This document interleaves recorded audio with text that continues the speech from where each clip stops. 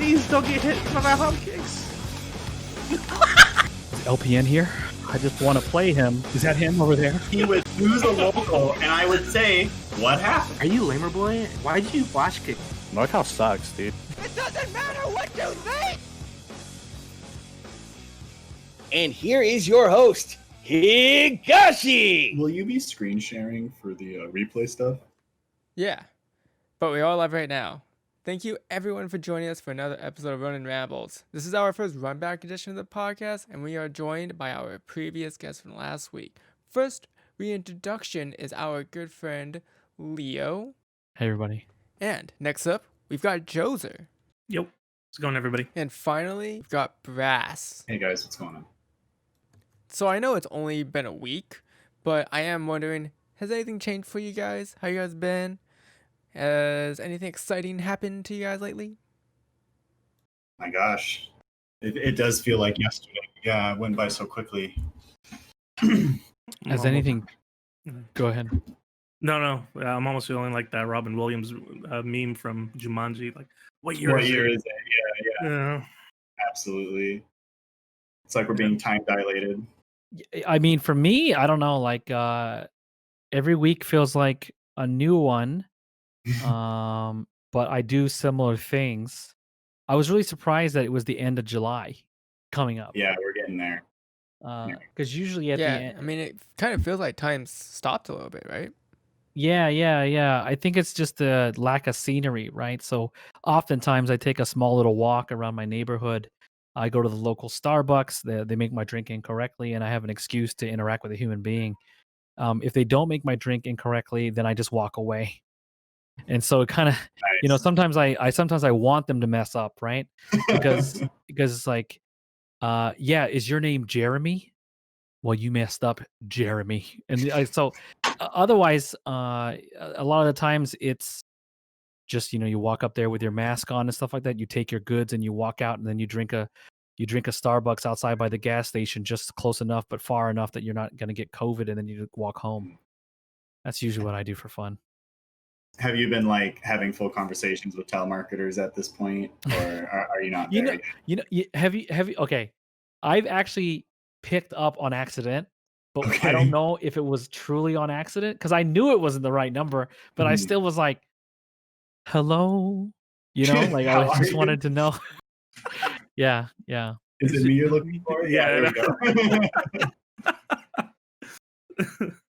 Nice. So how about we get into our first topic for today, which is going to be hitbox versus stick. So we got some hitbox users and stick users here, so let the discussion begin. Start with Jose. I think it's similar. Yeah, I think I started a little after you, from what I remember when we were at ESA Oakland. I just decided to make the change just because my execution on joystick hasn't been the best, and it seemed from what people tell me, it's vastly improved. So not to mention, I played one of the simpler execution characters, so it's really difficult to mess up. So it happens, but still. Yeah, I really wanted to empathize with both sides of the spectrum when I played on Hitbox. So number one, the accessibility gamers like Joser, people need to have an alternative to the standard tools, right? If these tools don't work, can we design better tools for other people, right? I don't want to take these natural skills and abilities and then just flaunt them everywhere, right? Let me use a hitbox, right? After Daigo gave us all permission to use it in March 2019, I thought to myself by maybe it was May that I could pick up the hitbox and try to use it. So I started practicing in secret. Just because I wanted to see if I liked it or not. Like, well, if Daigo's wanting to do it, like, why can't I do it? And I was wondering whether or not dragon punches like under pressure would be easier. And I think they are. They actually are, which is really important for me because as a person who's been doing DPs in two different ways since 2003 and used several different sticks, I thought it made sense to do it. So I tried it, and one day Jose, execution master as he is and has gotten better since being on Hitbox, was having lots of trouble with the Sagat combo. And so then I sat down really quickly and I did the combo flawlessly in one try. And then on his Hitbox without him Yeah. knowing that I knew how to use Hitbox at the moment. And he was like, he started questioning himself, right? He was looking down and I think separately he was on a Microsoft window looking at the other controllers that they sell now. So I mean, as long as whatever works, Yeah. So you kind of saved it as like a parlor trick almost. Yeah, It's like, yeah, that was I've got that was the Hitbox point. execution, Yeah, the yeah. point was I saw Mikey play with one before. Everyone needs to experiment, right? Like people started thinking about playing on controller, but every time I saw Nasser pull out that small little controller bag that was like fitted to the controller, it looked like a Yeezy level type of bag, and he would pull out the controller, slowly from this casing. I was just like, you child. Like I want to use an obscenely large object to play a child's game. That's what I want to do. Okay. I Yeah, want to remember- have. I was gonna say I want to have back problems long into the future. Yeah, Like carrying this stick all around. Yeah, dude, I Yeah, had a dragon for a while. That thing was too big, way too big. It's like if you don't know how big that thing is, You don't know anything until the Vuelix. What was the full name of that thing? It was like the Vuelix 3, some big number. That thing was like 3.5 feet wide. yeah. like I don't long. know. How do people even transport with that? And we. Oh, well, we then used you to get a big joke bag. that, You just oh, get a I think big Jose's bag. graphics. Does Jose have one? I do not that one own of the big one. ones? I didn't think you had one of the big ones, but yeah, it was so wide that your opponent couldn't really sit right next to you. There had to be some additional yeah. gap there. It Imagine if demanded they both space. had it. It demanded space and it took it. Yeah. Yes, look at that beast. yeah. Wait, you have one? I've had one. Yeah. You know Yeah, dude, who's Jose's a this baller. is? Oh, that I can one. guess that's Andy. Is that Andy Lee's? No. Who put those buttons on there then? Oh, that's me. That's all sure. custom made. Yeah. No, I got this from Flash Metroid. Oh, all okay. people. Fuck. He was selling his stick, and he was advertising it as like, I have Daigo's blood on this stick. You got to buy it. I'm like, okay, sure. I just Wow. bought it. Yeah. That's Well, some I hope he's advertising still- right there. Yeah. I hope he doesn't owe anyone any more money. So that's God bless. Hopefully, man. We'll see. Yeah, that's awesome. But yeah, so But, yeah, so you're the only one who hasn't converted then, huh? Yeah, I'm still on stick, and there's nothing like.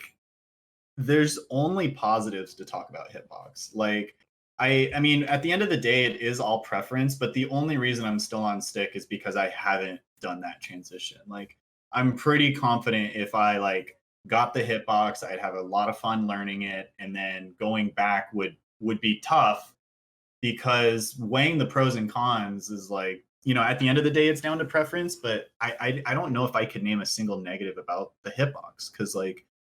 You are getting a higher level of precision. Oh, okay, so the people who play Hitbox, all the time can weigh in on that. But that's why I haven't transitioned as such. I am pretty traditional. I want to keep the arcade sort of aesthetic kind of alive with the fight sticks and everything. And I do believe that I won't come back if I transition. But I am interested to hear what your guys' like drawbacks to the Hitbox are, because I can't, as an outsider, I can't see any. So for me, when I started to play Grand Blue, I noticed that they don't use a shortcut for DPs. And so it's a little bit awkward to do a real DP motion on a hitbox. And to do it like smooth and like have it actually come out consistently is really difficult actually. It's a good thing in Grand Blue you had a shortcut, so but one of the inputs of that DP is letting go of something, and that's kind of different from normal execution, which is usually hitting something on time rather than letting go of something on time. Yep. So I can imagine that being tricky. Yeah. Sometimes, because I actually had to teach myself how to do a real DP motion with it, which took me a little while. So I still can't get it like consistently, but it's definitely like a pretty big learning curve to using the hitbox as opposed to like playing it on Street Fighter, for example. For Grand Blue, do they let you hold the forward input before the DP, or do you have to have a single? Yeah, they do. Yeah, they do. But it's still like if you're trying to like mash out or right. like that. I mean that was a big reason why I use the forward special move for Grand Bloom a lot. It's for the DP. It's like they have shortcuts in that game on their Alright, own. I've heard about that.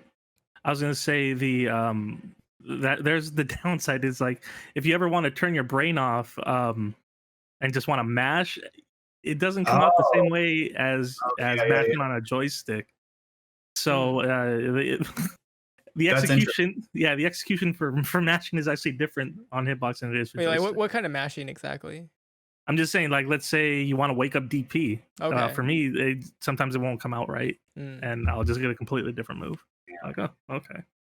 I've definitely noticed when people want to cancel into super and they just want to get it out and they're not trying to do it cleanly. When they mash on a hitbox, it looks really funny. It looks really, really funny. They're just It's like going nuts. you're typing your thesis at that point. Right. I mean, I had to put like silent buttons on mine just so it doesn't when I'm doing like 360s or 720s. It doesn't sound like I'm just mashing on a keyboard. I just think that's interesting. Yeah, I would think that's an upside though, right? Because I know, well, before Street Fighter V, there was, at least in the Norcal scene, I remember there was a big problem of people listening on buttons. So if you have a hitbox, it's just kind of like, well, what are you listening to? right. I mean, in terms of listening buttons in general, like if you know you're being listened to, there's always something that you can do to kind of mask it. But yeah, on a hitbox, it's constant buttons. Mm-hmm. Yeah. So it would be really hard to discern. And same with pad. It seems like stick is the only one that can really be listened to. Yeah, I mean, I also have a preference for silent buttons just because of how loud Same. buttons are, just in general. Yeah. But yeah, I have tried hitbox, and definitely charge management is something else on a hitbox. Like if you're playing a charge character, being able to manage your charge, that precisely, that transitioned very naturally for me. And doing, it like movement is probably the toughest thing to adjust to a hitbox too. Just kind of like as an outsider, I would imagine the movement of your character would be tough. But in terms of like charge combos, it felt so clean. Like just wasn't, it just came very naturally. But yeah, no, I'm definitely interested in, trying it, having fun with it. I think if you're someone who either like streams a ton or plays a lot of different fighting games, it's probably an amazing investment long term because the ergonomics come to play over time. And I know there's kind of a back and forth there because people have hurt themselves on the hitbox too. Yeah. And so some people have said that over time it's better for them than the fight stick, because like Ultra David talks about that because he's so focused on the ergonomics of like his split box and everything. So I'm interested in how that's affected you guys, if you guys have had like ergonomic issues with the hitbox at all. No, not for me, but you may know that I pay a lot of attention because Eric and I used to live together, right? So we'd be very focused, and this happened even when I was hanging out with Terry a lot. Very focused on trying to make sure that the environment we practiced in was as close to the shitty environment we played tournaments in. So then we would have a folding chair, right? When I got those 2 folding chairs from IKEA, and they're garbage, right? And so you try to sit on them so that way. And then, so if you actually sit properly, which I think a lot of people don't, you sit properly with your feet on the ground, almost like a corporate training here. Like you sit straight, you have your legs 90 degrees, and you sit with your hands relaxed, in the proper sense. You should never have a problem with a hitbox or even the stick. I've never had a problem with the stick. I've had more problems with my keyboard and mouse, and I think sometimes gamers are like actually conflating those two things or just separating them. I play a lot of Street Fighter, but I only play a computer for 3 hours. Must be the Street Fighter. And so I think that sometimes they're not thinking that maybe when they use the computer, they're using it completely wrong. And I think that's where I've had all sorts of issues. Like I can hurt my shoulder in like 2 days if I use my computer wrong, because I sit on it for 8 to 10 hours a day. I only play Street Fighter 2-3 hours at a time. But I think the hitbox reminds me of classic arcade sticks, where like my wrist would be like really like on fire from practicing CVS2 because the sticks used to be super heavy. Yeah. They used to have In a lot this of- case, yeah, in Hitbox, it's different because it's not that the wrist is hurting in any way at all. It's like I would be pressing the buttons too hard because instead of now only your right hand is the aggressor, right? Now your left hand's going nuts, right? Now you're making so now you're doing a spirit finger thing, but it hurts.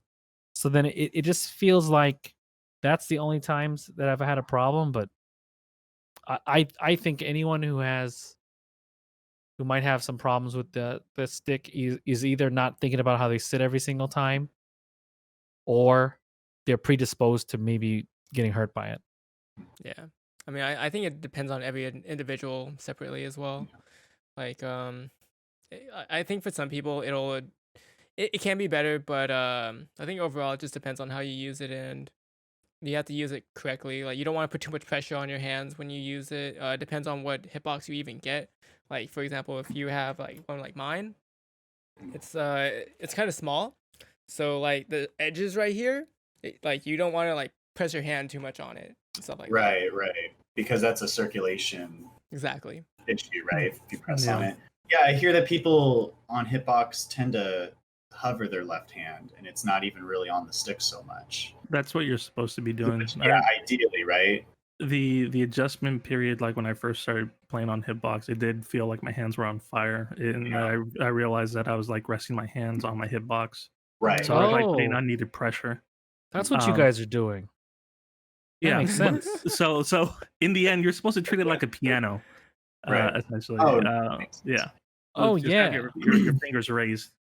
That's Yeah. how the typing works too. You guys know that. Yeah. And in terms of like the sort of the impact that fighting games has on your body, like in terms of like ergonomics, or it comes down a lot to like your muscle choice almost. Like, how do you actually physically operate your device, whether it's a fight stick or a hitbox? Like we're talking about the hover hand on hitbox. That's a choice you have to make, to hover your hand to do it right. When I was learning fighting games, if you, a lot of players earlier in their development use more arm strength than they ever should, because most of it operates in the wrist, right? And when you're using arm strength, you're just destroying your shoulder.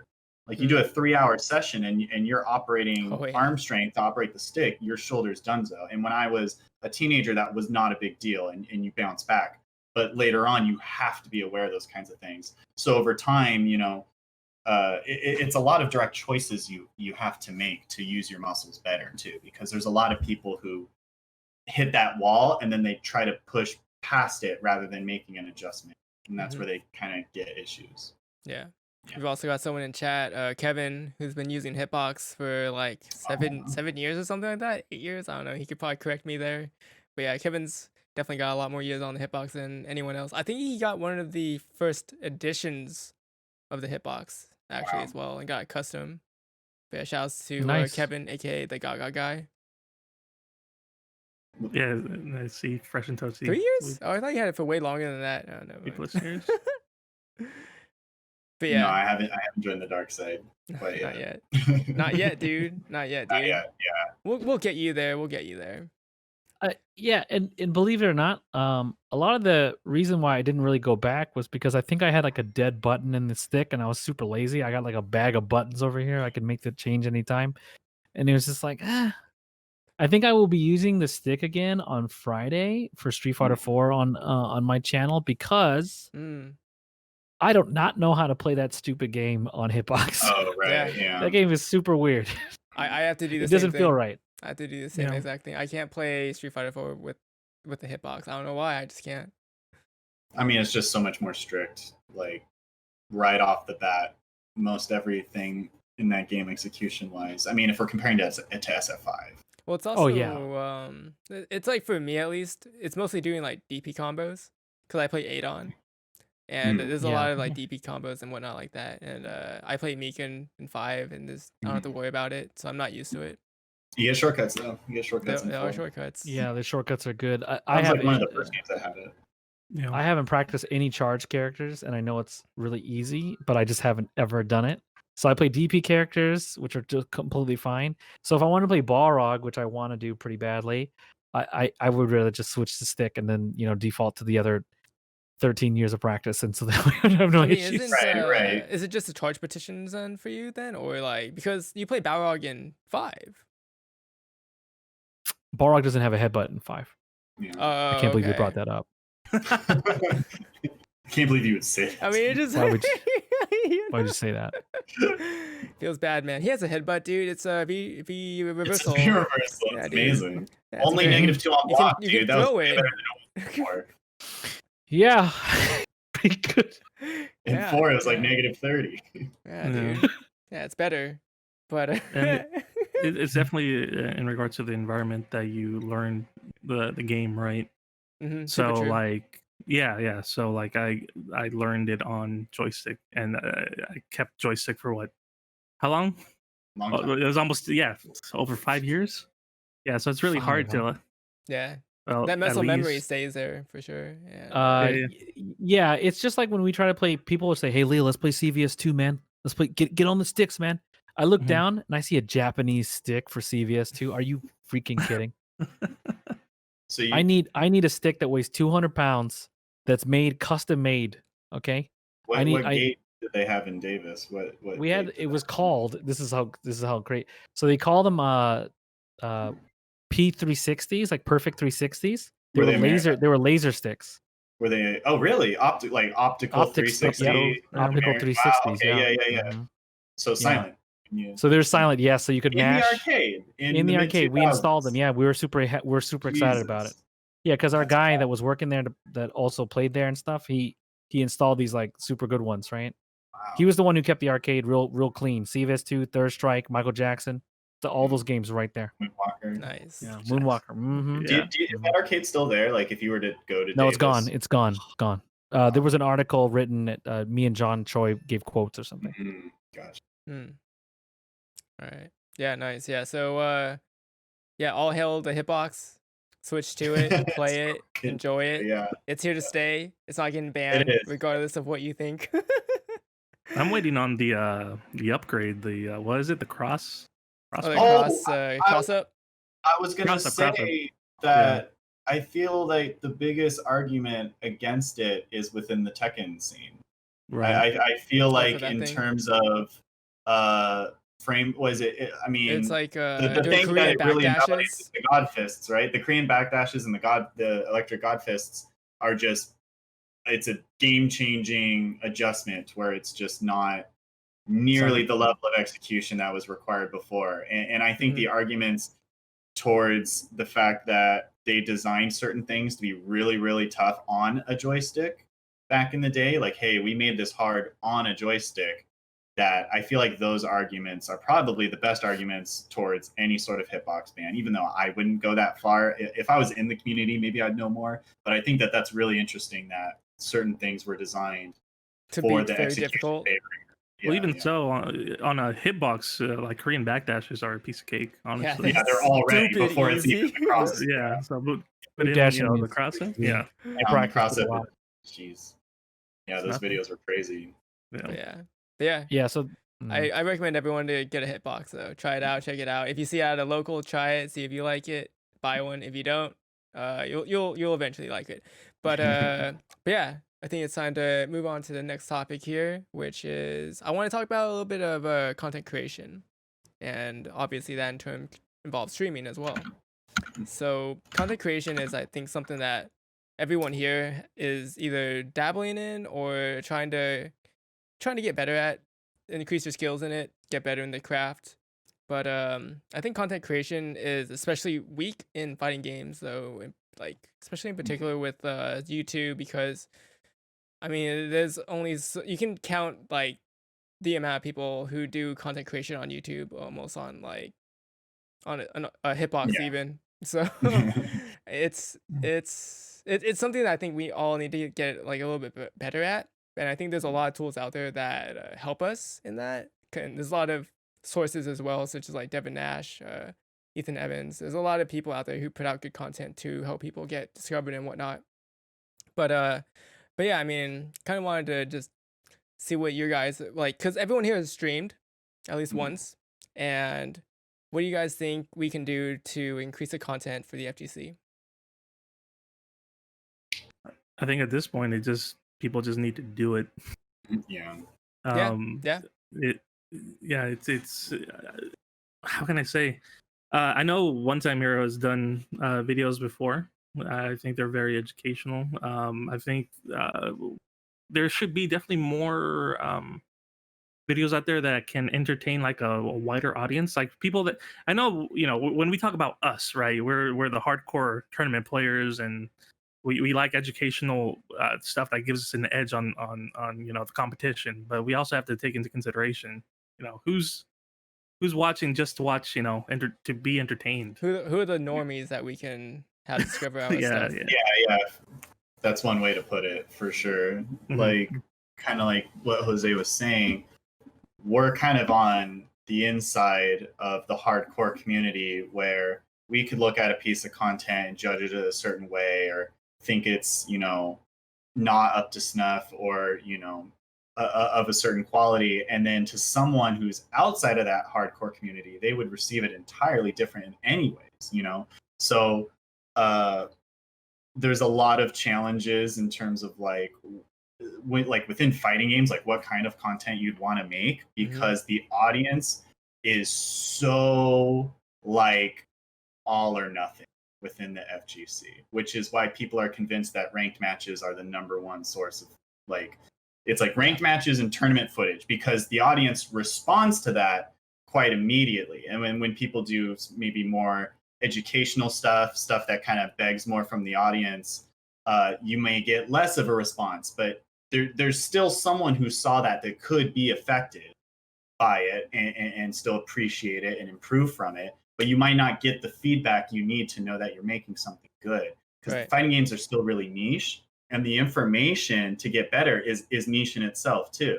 Like, if you're really smart at fighting games, there's still an extremely small audience who is receptive to what you have to say in the grand scheme of like YouTube and competitive gaming and everything. We're still a small piece of that. Yeah, I think one recent video that Brian F posted recently was him doing push-ups if he loses, and I think that's like a really good way to engage the audience in terms of like, there's like a consequence there, right? Right. And everyone knows what push-ups are, right? Like, if you don't know what a push-up is, you're probably like 4 years old or something like that. But like that, I think that's a really good way to encourage viewers to continue watching your content as well, is to put a little bit added, a little bit of extra spice in there. And Yeah, you know, try not to do the same thing everyone else Exactly. is doing. It sounds so obvious, and it's so easy to fall into. And it, for me specifically, it kind of goes back to that feedback response, where it's like you don't want to do what everyone else is doing, but if you're not streaming ranked matches and you see like some dip in viewership or some dip in the response of it or whatever, it kind of makes you just want to get in line and do what other people are doing. But anything that you can add to differentiate it to any extent, can pay off really big, like you were mentioning, making it different. Yeah, I mean, I think that we are actually more unique, and I think that's the reason why content creation has fallen behind other games. Because one, of course, if you have a smaller overall audience, you're gonna have less content creators. Mhm. So when I want to play a game or learn something, I always go to YouTube, and I might check on who the top creators are, and I might put a question into YouTube, right? And so when I want to make content, I want to make content for the younger person, like younger version of me who needs information. Because honestly, just in terms of like wealth and quality of information across all fighting games, not even just Street Fighter, it's really garbage. Like there's just not enough competition for people to make good videos. Mm. It's a lot of like, and I'm still not good, so just so you understand, like I think that there needs to be more attention paid on the newer group of people that might be interested in playing, because like how the games have done a poor job of trying to get younger people to play that I'm aware of, um we have to do a better job of trying to ushering people in. So we had a unique situation where anyone who's serious about fighting games gets to option select and say they don't play online or something. So you have a certain group of people for a certain period of time, just not even streaming at all, not providing content. Well, every great player of your favorite video game is online playing it, right? What world is that, right? This is the world we're in. So then we were only left with Brian F online, right? Because Brian F allowed us to talk about how he streamed for 3 or 4 years and nobody's watching him and stuff. And when Street Fighter V came out, then that's when his audience really picked up, right? Because he positioned himself into a place where that would be. But a lot of that is to Higashi's point. You're just sitting there, kind of maybe doing what other people are doing. But honestly, if you're doing what everybody's doing, I think that's totally okay, so long as like you like lock down what your goal is, right? Is your goal really to grow your channel and become popular and build real value, build a community, do these things? Then maybe you need to do something different. If your goal is to just have some lights on you while you play a couple casual games or play ranked or something, be a little sweaty, fake rage or whatever, then get in line. There's Yeah. like 30 other guys. There was another guy who challenged Alex Myers and who was yelling at me or something, trying to first attend me online. And you saw the tapes. You told Alex Myers it was fake and he was trying to create some personality or something. Big deal for him. Glad you're trying to do that. I'm glad someone's trying to do something different, right? But maybe stick with the story. Because people like Smug don't exist very easily. Have you guys seen Foxy Grandpa? I've heard the name. That's a He's a Yeah. Mortal Kombat player, right? Interesting, yeah. If you've seen Foxy Grandpa, he's hilarious because all he's doing online right now for Mortal Kombat is trolling people constantly. So he's like, why don't you subscribe to my only grabs? So he has like a specific thing on the bottom that says only grabs, only grounds. Okay. and he's literally crouched light kicking and grabbing over and over and over and over, or crouching 3, right? If you guys play Mortal Kombat, and people on voice chat in MK, they Yeah. let him have it. You know what I mean? And he They're says he's creating the farming tears. Is that They're on by killed, default? Yeah, it's on by default. Ooh, That's awesome. okay. Yeah, so Mortal Kombat, like, they try to grow community via, if you actually did have a good match, you could talk, but you really want to be on the other side of the screen and say that you said something to that guy, right? Mm. Check out my Mortal Kombat video where the guy like is begging me to rank up. You know that people are begging you to rank up on Street Fighter also. They're screaming at the screen, but we don't get to find that out. Mm. And the chat audiences, it doesn't work out. So point is, content for fighting games is lacking, but I think there's a bright future. The only way Brian F was able to make that push-up video is because he probably has an agent now, and he also has a video editor. It's really difficult to be a professional fighting game player and then also make compelling content with all the edits. Yeah. Because for the stuff that I have to do, no editor, all this other stuff, it takes me about like Takes a a long week time. to 2 weeks to make a good video that I think is okay. Yeah. And even then, Well, you're you're still also trying to working get though better. as well, so Yeah. So so everybody else has their own jobs too, or they don't have the skill set or the money. But there's a lot of free tools out there. Honestly, if you even PlayStation has good ways to export easy content. You see it all the time from Javits, on who Twitter, yeah. by today's description is a content creator. He is just posting stuff from PS4 and on I'm Twitter. amazed. It's working. I'm amazed that we ever see cell phone footage of a PlayStation 4 playing an SF5 replay. I want to throw my phone out the window. Like the thing is literally recording the match in real time. Like you have the replay file. It can record them. Like the PS4 can record 15 minutes of footage. I shouldn't be hearing your music in the background and your AC in the background and your pet in the background and someone cooking in the background. Like it should just be the replay, and the PlayStation 4 gives that to you. And with an upload feature, it puts it right on Twitter. And you can also delete the hashtag posted off of my PS4. You can delete that part too. Like the thing's really robust. It's got good tools on it. Yeah. And the tools will only get better, right? Yeah. That's what's really exciting. I think Yeah, because this is like yeah. the first generation of console that's doing it.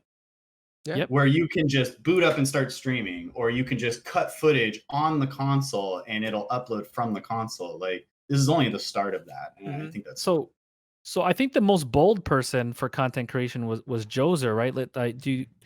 that picture of him with that Atlantis beard, and he'd been walking around because for hardcore fighting game people, the idea was, well, let me see this match in person. That's what I want to see, right? And so you did an IRL stream, Jose, I for lots of months. I did do that for a while. Yeah, no, I Mhm. remember. I think it might have been on X Factor where people were talking about wanting to see more content, more matches, and so like it was always limited to like the main whatever Level Up Live or whoever was in charge. And I'm like, okay, well, if people want to see more of the the off stream, and I did that, and I brought well, speaking of smartphone, I used my smartphone to stream off stream matches from ESA Oakland. I tried to do it at NCR. It seemed to have pretty good reception overall. But yeah, yeah, some for me as an IRL streamer, it's I just wish I would have taken the opportunities to commentate, because when I tried to commentate by myself, it's really awkward. But It's not the same. yeah, it's not quite the same, right? Yeah. When you have like somebody there to feed off of. Yeah, solo casting in anything be really, really tough because it is kind of just like talking to the void, you know. You're literally talking You're to not yourself. hearing that thing back. Yeah. Mhm. I mean, I guess too, a lot of people do it, but yeah, I mean, it's a skill on its own though. Like, there's very few people who can actually pull it off. I think Ringe does it really well, but that's a skill on its own. But Well, yeah. Ringe he's also been commentating for years now, Oh yeah. from what I remember. Yeah, Yeah. it's been around a long time. I mean, Yeah. speaking of like doing self commentary though, I think that's like a really easy way to break yourself into kind of just commentary in general. Like, just find a match on YouTube or whatever and do self commentate on it. You don't have to post it up on YouTube or anything like that. Even just like talk about it, just practice, and just like see what you can record yourself and then watch yourself talk about it as well. You don't even have to put. Yeah, you don't even have to stream it or post it. You can just do it for your own benefit offline. You know, and it's funny though, like because if you do start by yourself, you're solo commentating, so you're kind of taking the harder job first. So you have to be Right. easier on yourself. But yeah, that is one way to start. Just Yeah. your own production of that. Yeah. Yeah. I mean, like, for me at least, if there's like one suggestion that I could give people is to make YouTube content. If you're trying to get bigger on Twitch, on anything, I think YouTube is the #1 discoverability platform that we have right now. And it like making YouTube videos is just should be your #1. Honestly, it should be I your agree with #1. Like Twitch. I think it's recently changed though. I don't know if TikTok is considered The thing about to be TikTok, a platform. the thing about but I TikTok though hear is that it's- those users don't go anywhere but TikTok. That's my understanding of it, at least. I see. I would just say, like, within the last handful of years, like it's been Twitch, live streaming, personal streaming. It's been the biggest craze, like, for the last 10 years, right? YouTube, it's been around seemingly forever now. So I do feel like people underrate it, but you have to remember, like, when you finish a Twitch stream, that content just poofs into the air.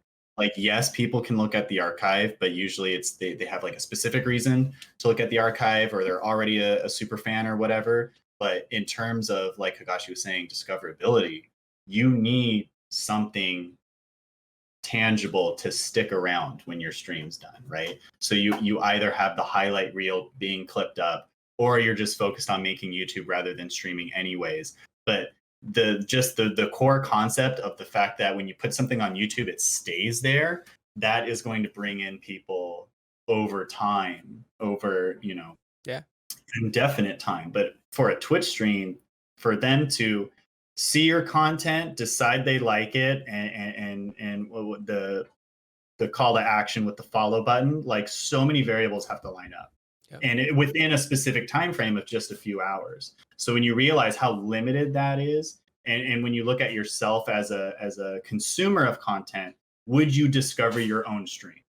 Like, that's kind of what I asked myself. Would I actually stumble on my own stream? No. It's almost impossible.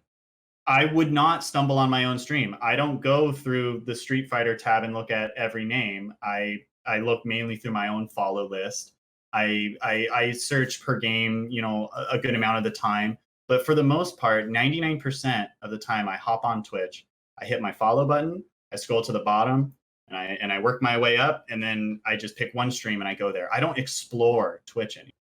Yeah. Right. You know, And so like that was the big question. Would I have stumbled on my own stream? And when I answered no to that, I started to kind of like rethink what YouTube can do for you, because at least it stays there, man. Like when you make something, it stays there. It doesn't just disappear. Yeah, and like for the discoverability, there's also the recommended feed as well, like the homepage.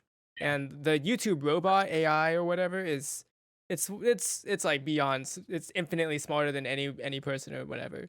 And it knows exactly what every person wants to watch. So if I watch Brian F's video like from a week ago, it'll recommend me another Brian F video from today. And it's like it's also another thing whereas people share YouTube accounts as well. So it's like, for example, like say my grandpa was like on my computer. He's like, "Oh, what's David playing today?" And he goes on my YouTube my YouTube account, and he checks out, "Oh, who's this Brian F guy?" Mm-hmm. That's another view as well, right there, and possibly even another user. So it's kind of like word of mouth at that point. It's just kind of like, Yeah. I mean, the fact that you just literally don't search on Twitch. Twitch is more of a destination. Yeah. So that's why a lot of people do get a lot of follows, almost scarily so if you're featured. So we had a few of our own friends in the fighting game community get featured on in the live kind of browsing, like the top 5 ones you can. That's like the only place Front anyone page. even scrolls, the front yeah. page. Yeah. And yeah, it's just those ones will get you some follows too. But I mean, for long-term engagement, when you're thinking about like what you're doing for a Twitch stream, I think that I ask a similar question, Eric. Like, it's not the would you find me, which is a good question. But the second one I ask is like, would you watch? Like, would I watch myself? That's like a good big one, deal too. Mhm. At least it's a big deal to me because like I don't want to make anything I can't stand watching. What the hell is that? If you can't Sure. watch yourself, So, who's and- gonna watch you, right? Yeah, and so I'm a big consumer of Twitch, maybe more than anybody here. Like I watch everybody, like everyone who's popular. I stumble upon all the smaller streamers and see what they're doing. I check out like random people I had followed for no reason. So I check back on them. I talk to them, ask them what they're doing for content and then things like that. Like trying to figure out like, what keeps them going. Because like there's some people who have like 1 viewer, 2 viewers. And I remember maybe we played Street Fighter at that time, but now they're playing freaking like Bloodstained or something like that for like 2 people. And I'm the second person and the first person's their mom or something. And so the whole time I'm just wondering like, do they like their stream? Do they watch live Let's Plays to know people with no cam? Like, is that what they really like to do? And so it really makes you wonder, like, if you are streaming something in a way that isn't even fun for you, like, isn't fun for you, like something you wouldn't consume, I don't think you should put more of what you don't want to consume out on the internet. Right.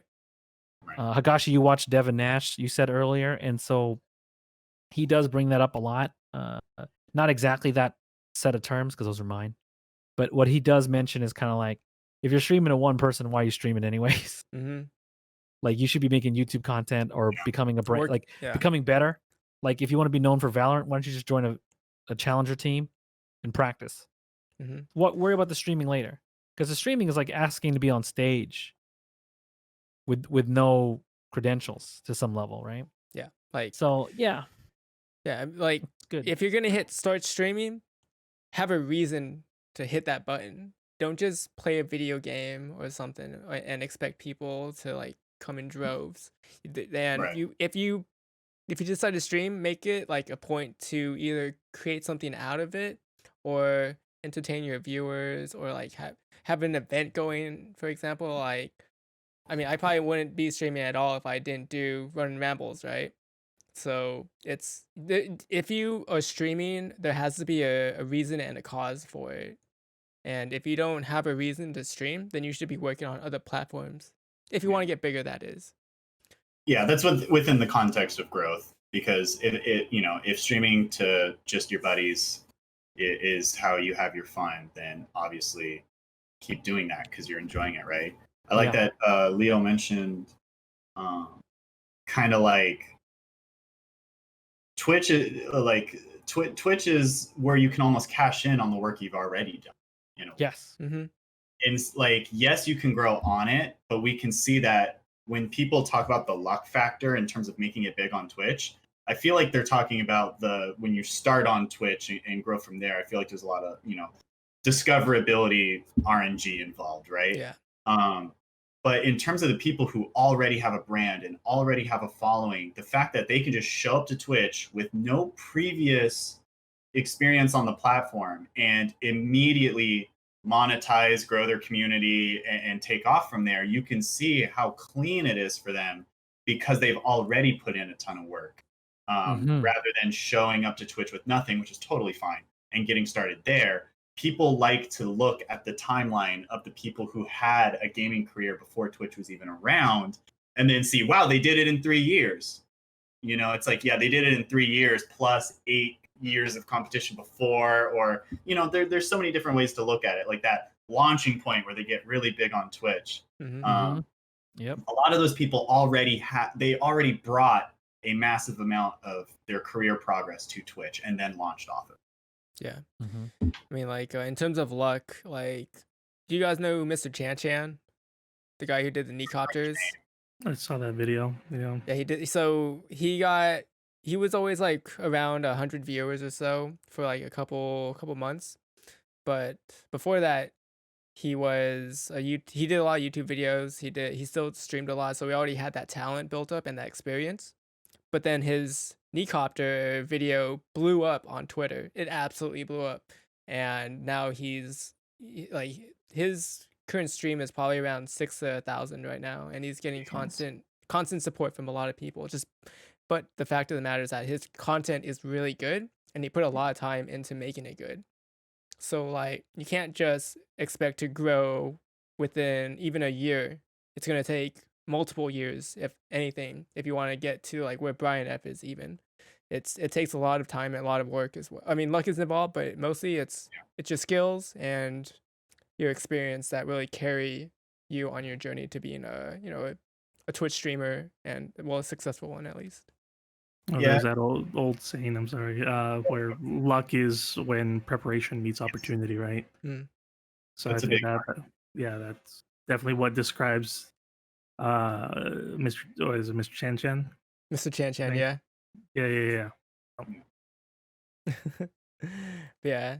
But yeah, I mean, I think like at the end of the day, though, content creation is something that is learned, not given, and you have to figure it out on your own to make it better. You can also like make a team out of it or something like that. I don't know, but yeah, it's hard, but it can also be a very fun and fulfilling journey.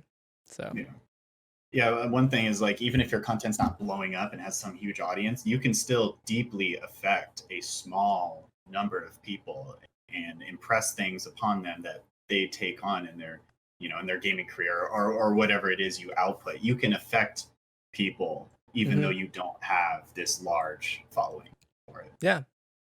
I mean, if you even have like 5 people watching your stuff, it's still content. It's still considered content at the end of the day. So if you like it, do it. Yeah, the most important thing is to just have fun with it and enjoy it. Want to say something, Leo? No. I thought you had something to say, but No. You said a highly uncontroversial thing. So yeah, go have fun and enjoy it. Yeah. But yeah, speaking of content though, we've got a little something lined up. Hopefully I actually do this correctly. We're going to do a little bit of analysis on past Street Fighter 4 videos, because everyone loves Street Fighter 4, right? Who knows what Street Fighter 5 is all about? We're going to get exposed on old knowledge. Dude, you guys put a lot A lot of timing to that, though, right? It could come back. It could absolutely come back. Yeah. I always enjoy watching old SF4 footage, no matter what. Nice. But yeah. So one of these sets I decided to put on here is Ranma-sama and Zangief. So this is a Rufus versus Zangief. We all, well, a lot of us know who Zangief is. Zangief is one of the up and comers, I guess, back in the day for Street Fighter 4 in Norcal. Right. Well, I mean, pretty much like it was his first. Was it? I know that like he kind of exploded on the scene in Super around in NorCal, and it was his first competitive fighting game, right? Yep. As far as everyone knows. So yeah, you could say he was an up and comer, but it was almost like he just showed up and was there, like top 8 Evo okay. in your first Evos. That's You're crazy. flying. Like that's quite a rise. But yeah, I wanted to put this on because we do have a Geef main, SF Geef in here. So let's see here. Want to make sure I got this right. Blah blah blah. Okay, this looks kind of weird, but let's see if this works. Why is it So not Eric, doing that then? while we wait, Sure. do you know anything about this matchup? Yeah, so it's a really interesting matchup because Street Fighter 4, the competitive scene for Street Fighter 4 was around from like 2008 to about 2015, right? So you had matchups that over the course of years would slowly evolve, and the sort of like assumption of which character was on top can shift. And it happened in a lot of matchups over the course of Street Fighter 4's history, where within more interesting examples, no balance patch really influenced this. It's specific to Rufus and Geef. It was mostly, very much for the most part, the way players approached the matchup changed over time. So we're going to be watching something from NCR 2011. This is earlier in Super Street Fighter 4's heyday. Yep. So we're probably going to see the styles that would lend themselves to be Geef advantaged. So I would say, I haven't watched this match, but I would say that throughout this match, we are likely to see Zangief have a lot more freedom in the matchup than what it's going to look like Ramasama's going to have. Of course, unless he approaches it in the way that a lot of Rufus players did years later. Right. Mhm. Because the way we'd expect it, and can you just try to play it to see if it actually works? I think so. I think it's better now. I can't do Yeah, full so- screen. I think. So like we say that's in my stream is like in the beginning of this match, what you really want to see is a lot of down fierce coming in this one range, and then from Zangief you might see a slap chop, right? Mhm. Coming from medium Yeah. punch. That's what we'd expect, as well as like Rufus to use stand medium kick for the first time in his life, as well as some other things. But because of the year that this happens, to Eric's point, 2013, Mhm. are they at that highest level? I mean, I know Eric was at the end, just like I was. Towards the end. Yeah. I mean, we got out of our Evo pools like every Evo, Yeah. right? Nearly. So Yeah. it was. We definitely knew how to play the game, but I think that to Eric's point, I have no idea what to expect because there were so many little things that these characters had Yeah. that you would learn only from playing them for several years because Mhm. internet, no Right. replays. Yeah.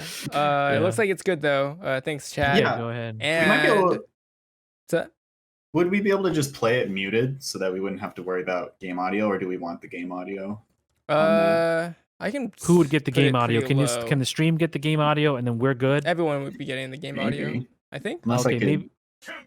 Maybe you can like just Let's see. Well, I mean, we turned it down a little bit, so it could probably be Yeah. fine from here. maybe you can just imagine what I say.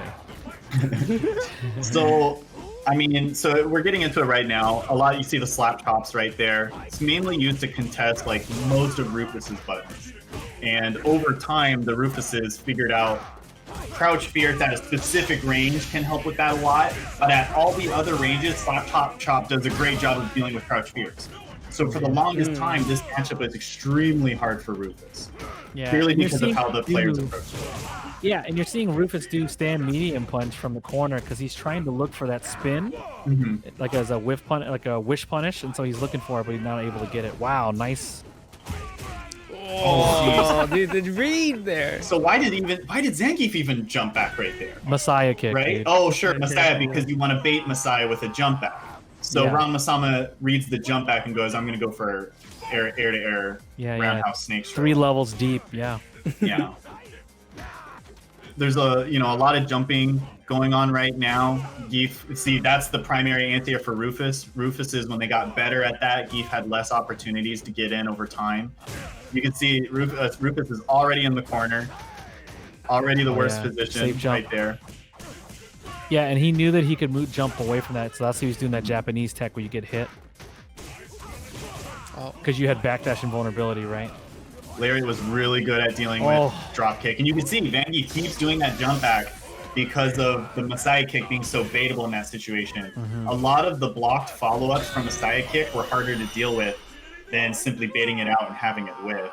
Because you had like the overhead, which was -1. The sweep was a little bit negative.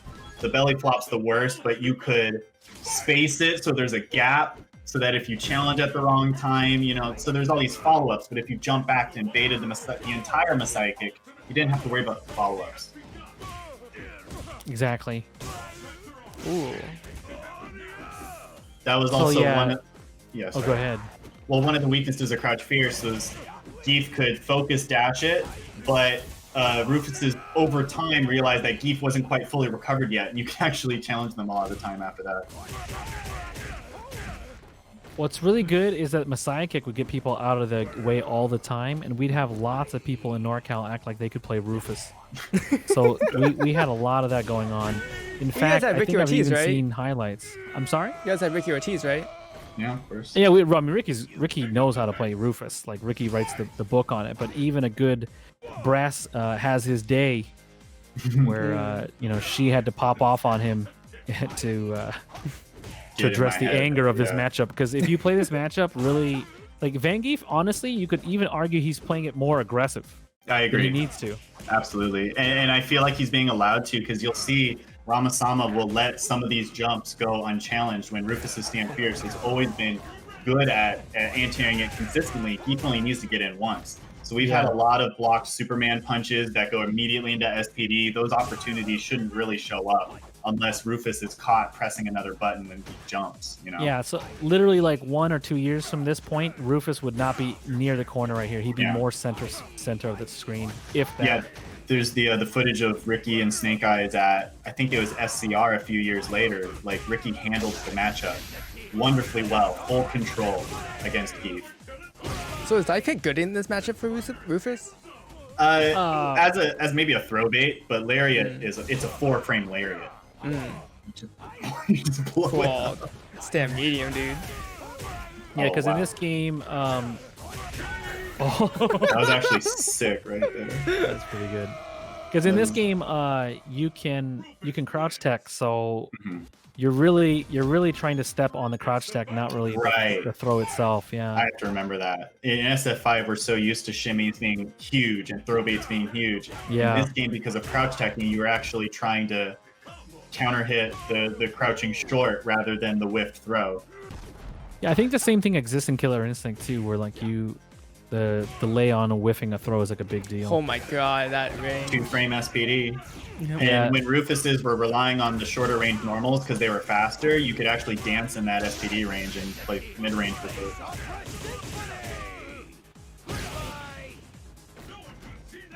There you go. See, like, it's just...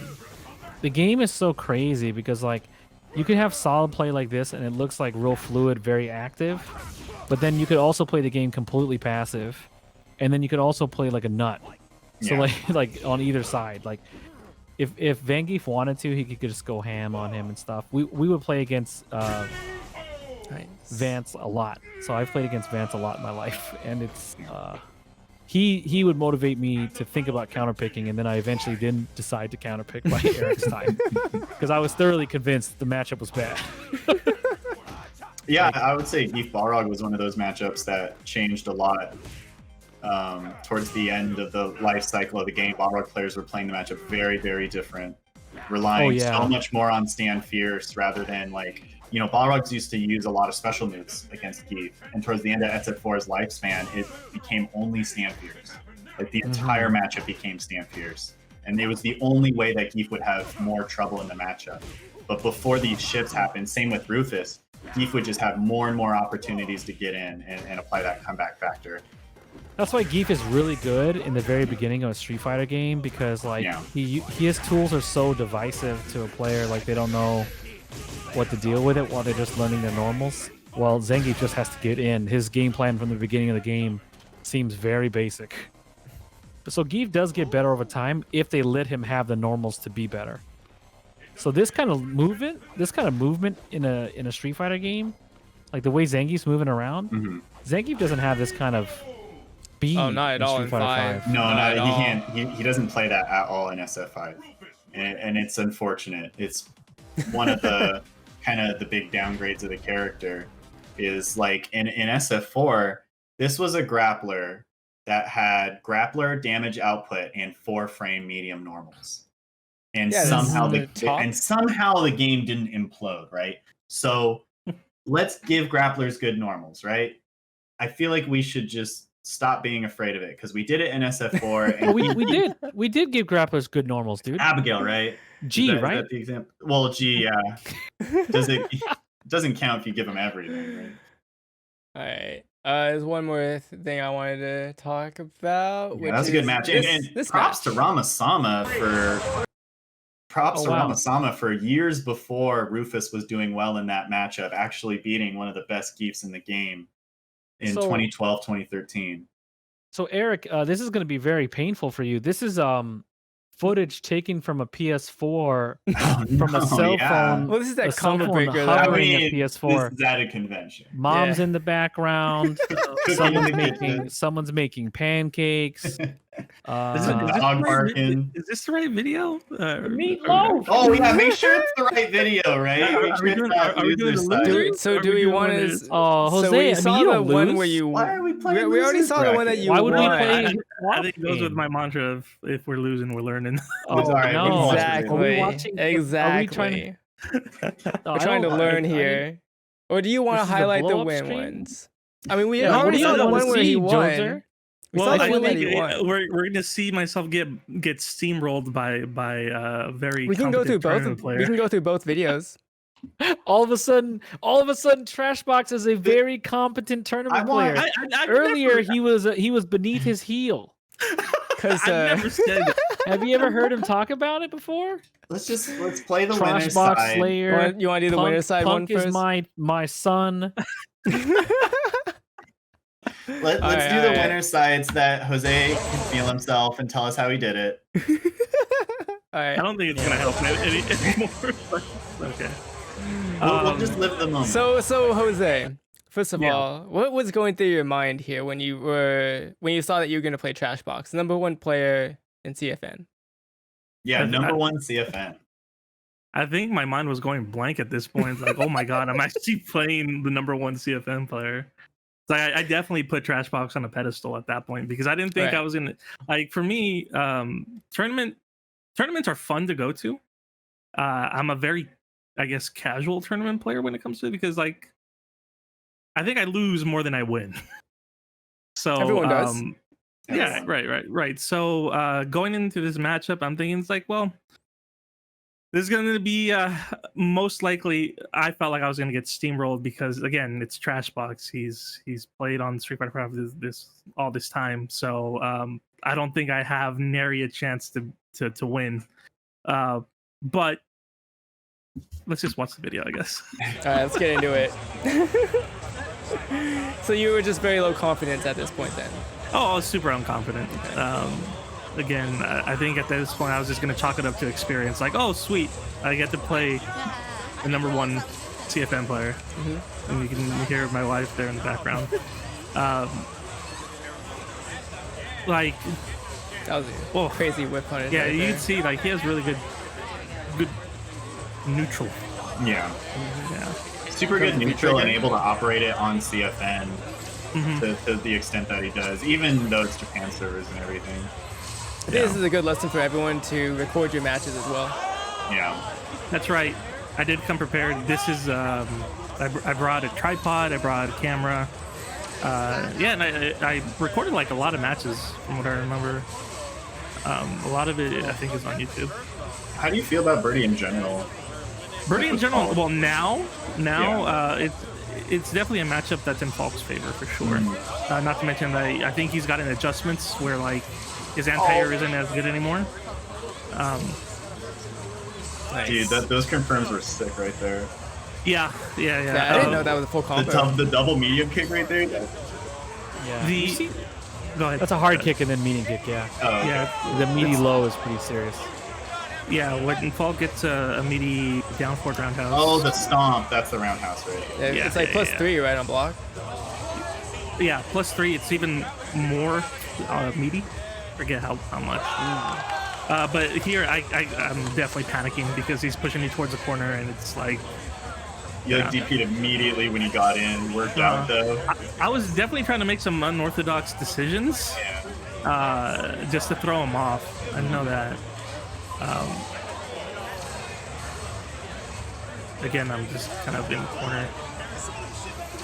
I mean, you make your way out. I mean, though. but at no point, except for like in a bit in round 1, were you actually at a deficit. Except for right now, this is like the only life lead you haven't had. Yeah. That overhead, man. Trashbox's pressure is super scary, It's especially so active. this is what season 3. Well, right before the nerfs came, and he just got his this is the introduction to V Trigger 2, right? Yeah. Yeah, it's season 4. Season 4, yeah. Right. Yeah. So That was your first DP there, right? Second at least. The shimmy was legit though. Oh right, yeah, he had just gotten the chain trigger, so everyone's hit confirming from a mile away with All right, it. I'm gonna pause it real quick. It's really good. So look at your life here. Okay, I was gonna say we're halfway through this video. Ignore Is that. this the right? Is this the right one? But yeah, it's the right one. This is the correct one. So look at your health here right now. Uh-huh. You're on a pixel basically. Yep. What's going through your head here? EXDP. yeah. Oh yeah. Yeah, that's all. Yeah. It's Okay. like I have nothing to lose at this point. Again, you have to take into consideration is like I'm going down swinging essentially. That's what I was thinking. Let's see if you're right. You're right. That's all he was thinking. Oh, nice punish. So now Some you have to people win a may neutral. argue- Oh, that was a big hit confirmed. That was a really nice combo. Oh my god! Yeah. So you got the classic reset that you got the hit and then you got the throw. Wow. Oh, not the throw, but the shimmy-ish, I guess. Yeah. Yeah, I think I started to notice he was gonna when I was making the comeback that he was starting to panic. I'm like, oh, okay, sweet. Sure. Like it. Yeah, I mean, I'm sure like when you're playing against someone that you don't have no information on and no idea how they play, and they take the first game off of you like that, you're kind of like on tilt, right? Especially Fall. Yeah. Especially Fall. Yeah. You're playing a top Nobody tier knew who birdie, Falk dude. was. Yeah, Much less me.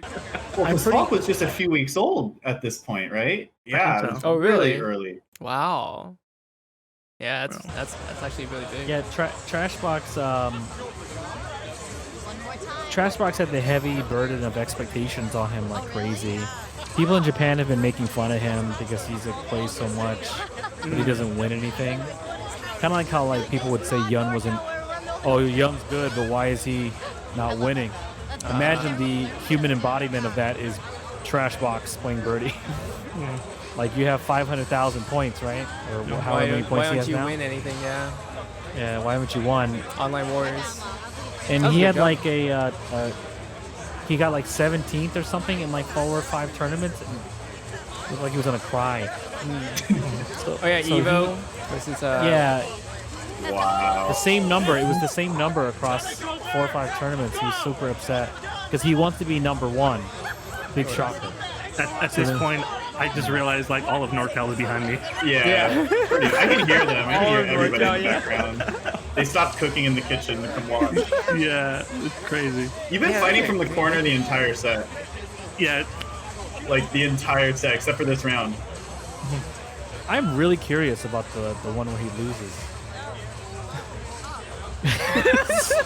It's still so because I scary. wonder like what changes did he make because right.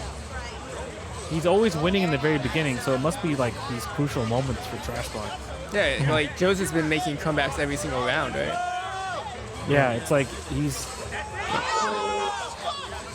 I feel like you had that jump. Oh my god, he mega Oh my god, the mega choke, yeah. We both choked at the end. It just worked out in my favor. Oh man. Yeah, it was a double choke, you're right. Yeah. Wow. Yeah. Awesome though. Yeah. So, All right. Okay, let's Do go you- watch Jose this went home. do you guys follow-up want video. to? Okay, all right. I mean, Yeah, of course. Full yeah. circle? We had this full circle.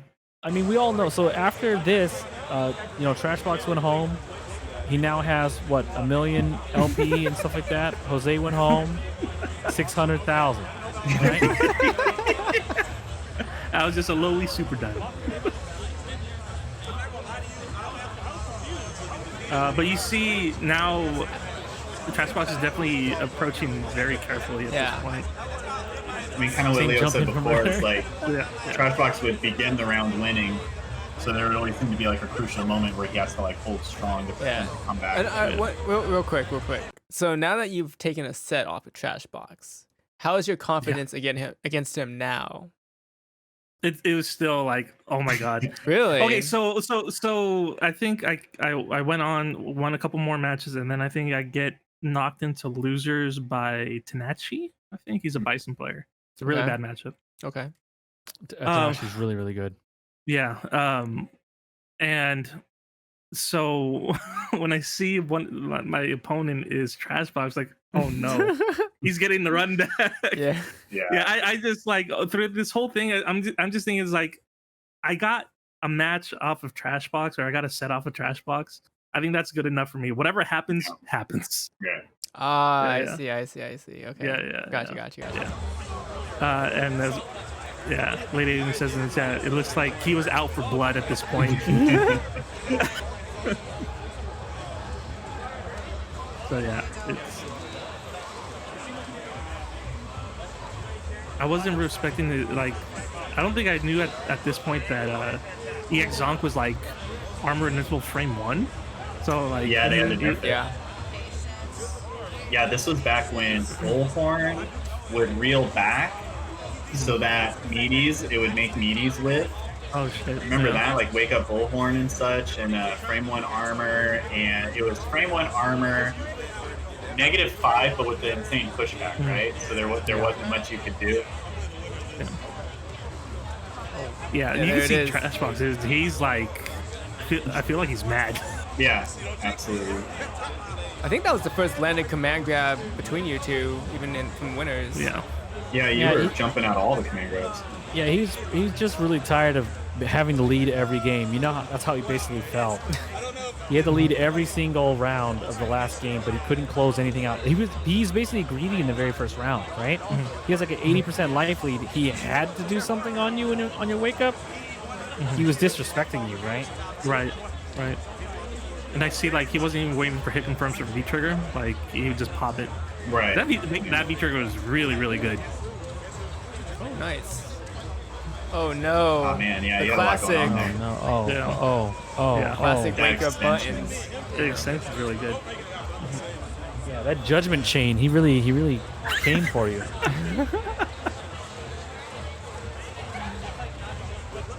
Yeah. So- I think we're halfway through the video now. Pretty convincing. He definitely adapted. Like, there were no surprises. So how do you feel? Well, I guess we can talk about it afterwards, because I'm curious how you feel like he adapted, like how he adapted. I feel like he was outspacing the one button that I was really relying on this match, which was Ford Fierce. So you see like how he's making my Ford Fierce whiff, and the way he would adjust is by either whiff punishing it with medium punch, or I believe he'd also use the EX Bullhorn, because that it's really fast. And like I think he knew. I don't know if he did know, but I don't usually go for throws, so he would just block. Yeah, he's And catching I you would- with a lot of Yeah, stand fierces and V trigger twos. Yeah. Feels like he's getting in one big V trigger confirm around. Yeah, see, so on that whiff, he was, yeah. I will say you're anti-airing way better than in Winter's Tide, though, which is really funny.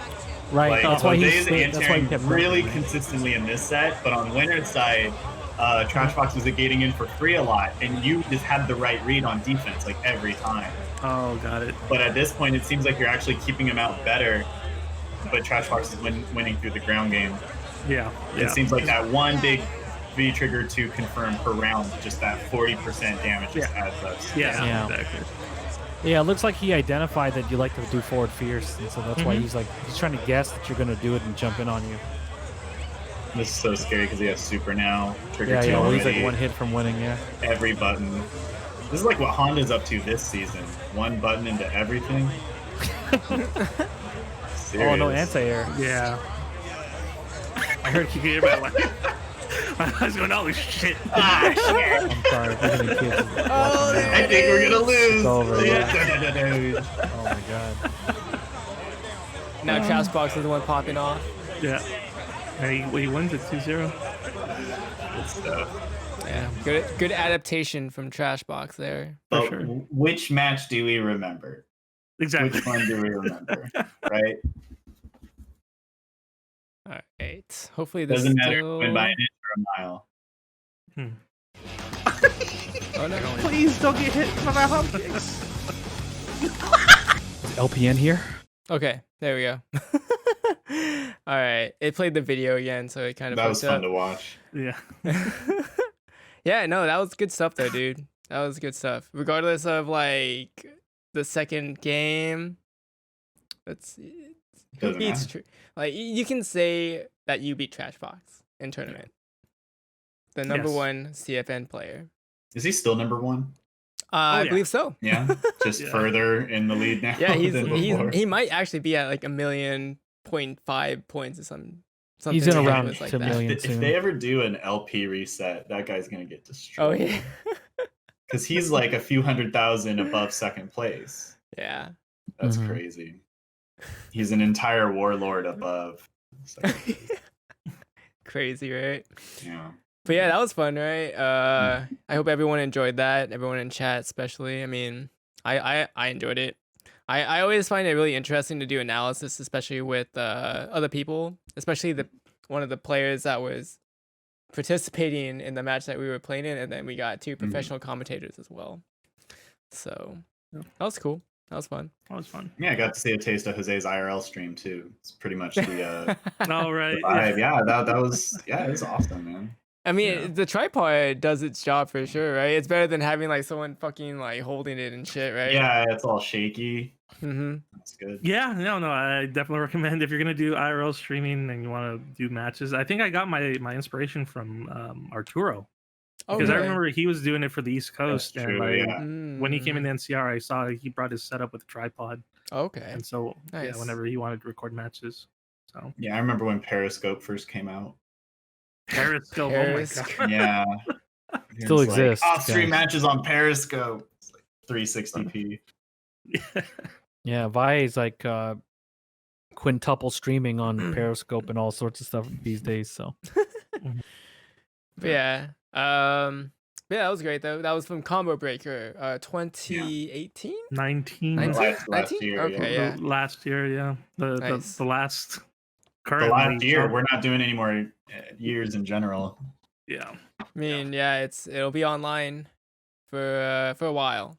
But speaking of online, I kind of want to get into the main topic that we got for today. It's gonna be on Evo because this upcoming weekend, I believe, would be one of the final Yeah. weekends. I think, right? Well, if I not think- next week. I think it was first. Oh, right, Evo. Yeah, I forgot the exact date at Evo Online when it switched over. Yeah, I mean, I like obviously you all know it's not happening. It's been canceled. Mhm. But I'm curious what could have been though, right? Like what could have Evo Online portrayed to the rest of the world, for example? Because everyone in the FGC has seen Evo offline, but this would have been the first time that we've ever seen an Evo online. And seeing as how online is kind of the norm these days, I'm very curious to see what the format would have been. Very curious to see what kind of how announcement would have been announced. The exhibitions they had planned up, the open tournaments would have been pretty exciting as well, and how even the logistics, how that would have worked. If Kevin is still in chat, I'm sure he would have a lot of information on that. True, yeah. But yeah, I mean, I'm just super curious, like how it could have been ran and how much hype could have been brought to an Right. online big ass major event for the FGC. So I honestly think that even though things were canceled, it was probably for the better, right? Yeah. Evo Online would have really exposed just how terrible the netcode is for a lot of these games. I mean, look at the games that they had on set up, right? Unless you're going to have fighters fly down to Vegas to then compete online Yeah. in a different hotel room, I don't see any hope for Grand Blue Fantasy Versus, Samurai Showdown, Soul Calibur 6, Dragon Ball Fighter Z. But believe it or not, Street Fighter 5 has the best netcode of all these games I'm looking at this list. Yeah, isn't that Tekken wild? 7, Under Night in Birth. Under Night's pretty Technically, bad. Street Fighter 5 would have been okay so long as the finals was held in San Francisco online. As long as it's Punk, Nephew, myself, and Eric, that we were going to have like the most sweetest looking matches. But some of the issues, just in general, even among the best fighting game, you have watched these tournaments online before. You've seen exactly the level that we're looking at. When you log into an online match, whether you're playing with some friends in a battle lounge, why can't it sync before the match starts? Right. You might miss the first 15, 20 seconds. Yeah. James Chen's winding her up the corner. He's rubbing up the crowd. Can't wait to see how this match goes. Let's see what. And you're just like, I guess this is Street Fighter. Yeah. Cool. I Yeah. will not pick up my copy today. For the unacquainted, if basically in the battle lounges, spectators can lag behind the actual players before the match starts. And then when the match starts, the spectators have to be caught up. And they do that by basically running the game at like 600 frames a second until you've caught up. And you've entirely lost all of the content up until that point. Yeah, there was a big issue. There was a big issue I didn't with even Grand think Blue. of that. Yeah, Grand Blue especially had a really big issue. It was portrayed in the Panda Global 10v10 with the Street Fighter players versus the anime players. And sometimes, it was actually like 60% of the time actually, where at the end of the match, it would look like one of the players rage quit. It would say end like preemptively. spectators, suspended, like spectating suspended. Because SF5 had that, I think, had that issue at some point too. Sometimes it would do that, I think they fixed that specifically. Okay. But yeah, if the match ended before the spectators, then the spectators wouldn't get to see the end of the match. Yeah. And yeah. Yeah, that's when rollback hits you hard as a viewer. Mm-hmm. But That's like, the only time. I am very curious though what the exhibitions for the 9 games or 8 games, I guess, would have been though, because like we could have done like Punk versus Nephew, for example, because they both live with each other, so that's not a big deal or anything like that. But like, say if we wanted to try like Goichi versus Sonic Fox, Goichi being in Japan and then Sonic Fox being in New York, obviously that wouldn't happen. There's no logistics way for that would happen. So I mean, I think like in terms of what like the message of EVO Online was, or like what EVO Online would really like accomplish, I feel was accomplished purely on which games got open brackets and which games got exhibitions. Because there was a very clear message that said, if your game doesn't have rollback, we do not hold it to the same quality as these other games. We don't care if you're Street Fighter. We don't care if you're Dragon Ball. We will have the My Little Pony fighting game have a higher, level of exposure than your game. Like I feel like the very clear and designed message that the game choice selection had was the message of EVO Online, which was you guys have to get this together if we are in another situation where we have to rely on online tournaments.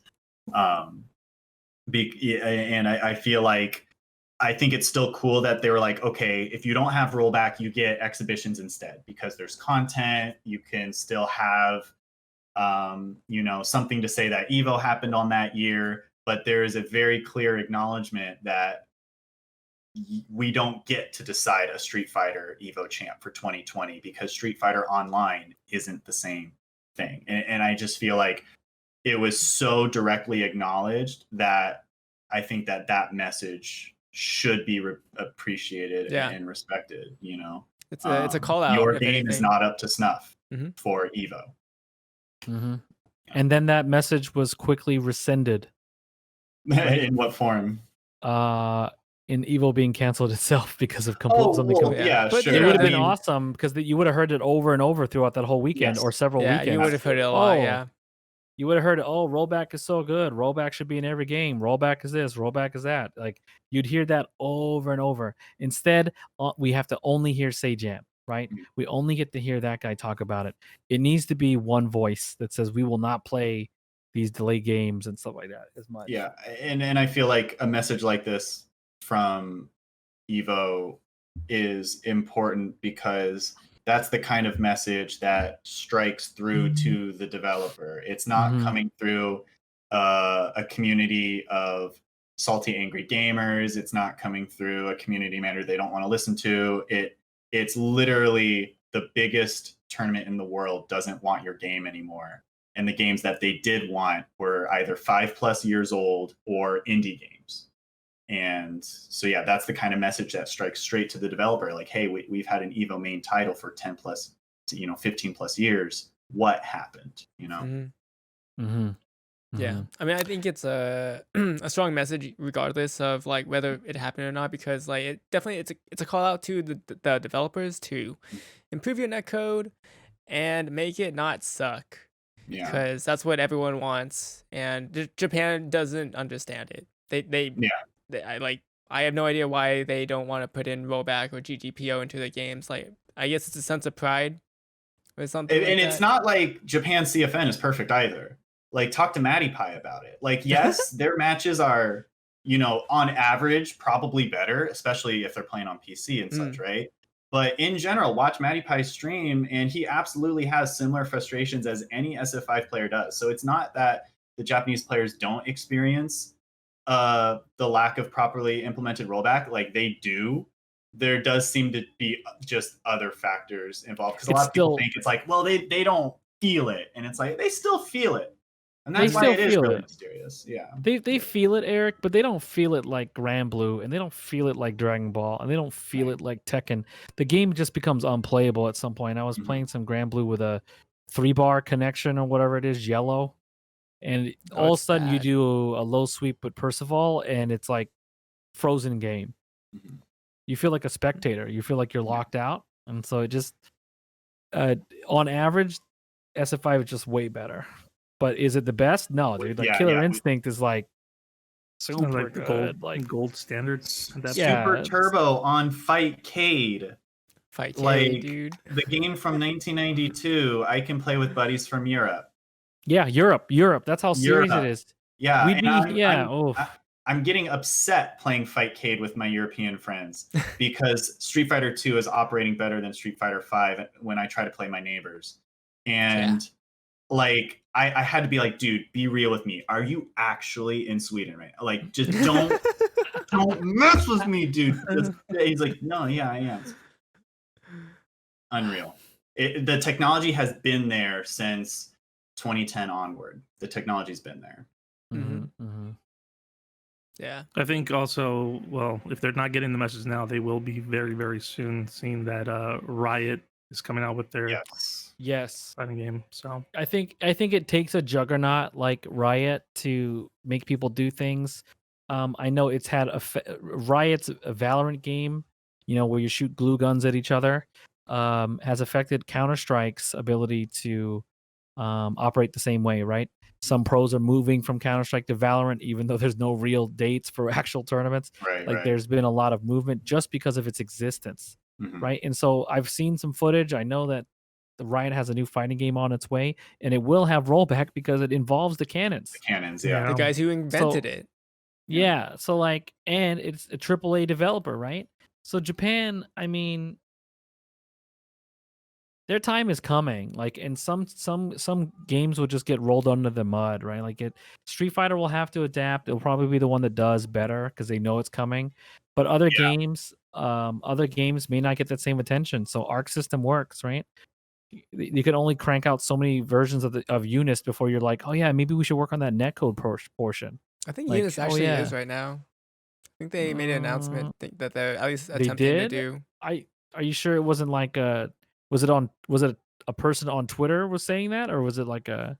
There's been a lot of I'm talk like, about it. I haven't put too much research into it, but like a lot of people are like saying that they're gonna try to implement oh rollback into it. yeah, like there's That's a long there's a way lot of off. talk. There's a lot of talk about it. Like just like there's a lot of talk about Tekken 7 already having rollback in it, and you're like, okay, sure, bro. And then you're just like, oh yeah, yeah. But if we expand the testing, then there'll be more cases, and you're just like, oh Jesus Christ, like that's not how it works. Like so they can talk all they want, but I need a release date. Oh Right? If yeah, they're gonna let's talk with a release date, not a vision. yeah, So when they say that, they mean, yeah, next version of the game we can do it, maybe. It's yeah. cool, cool. It's kind of tough though because like Mortal Kombat 10, I think, is the first game to rebuild their game from the ground up to put rollback into the netcode, Yes. and that's probably the only game that will in existence that will do that. If you ask me, like I know like I just said the Eunice guys were trying to do it, but Do you mean it's hard to say. like they developed the game not originally planning on having rollback, Yeah, but then they like Mortal Kombat Yes, they 10. did. Yeah, Yeah, they Mortal Kombat did. 10 had delay base, I think, at the apparently start. Strive is going to do that because they had a Stripe, yeah. beta. Like the beta had delay based, but they Mhm. announced rollback Yeah. after they I'm very built curious. the delay based. I'm very curious what the quality of their netcode is going to be. Very, very curious. Yeah, I'm Nerve-wracking. curious also. You have no hope. I mean, if there's any help for anyone, I mean, you can Google this, right? MKX sales. Like, do you need to look at any other number like about a netcode? MKX and MK11 have more casual content for the average player. Story mode, challenges, towers, online leaderboards, and oh yeah, you can fight each other. Mhm. That's Right. great, Yeah. right? Well, all these other games are like, and so then they try to make the fighting each other really good because honestly, the first 5 minutes, don't even think about these recent games. Do you guys remember Cross Tekken? Mm. People are like, oh, why don't you play Cross Tekken? Oh, why? You never believed in Cross Tekken? I tried to play Cross Tekken 4 minutes into the game, installed it, put it on my Xbox 360, have my little Wi-Fi tournament set up in the room. I log on and the music's desynced with the game online. You know what I'm saying? Oh yeah, Forgot yeah, about yeah. that. Yeah. Oh yeah, I didn't forget because I basically never played online again. Like I don't remember, like maybe against you guys, but I just basically just refused to play it. And so, can you imagine a person with no scene, no connection? That person does Oh, never yeah. hits the 3 hour mark. Right. right. They're looking for a Steam return. Mhm. So that happens a lot. Same thing if you can't find any players, which is probably the issue I'm having with Grand Blue is the game is good, but there's like nobody playing it. There's not And that people are many like, people "Oh, in West Coast for sure.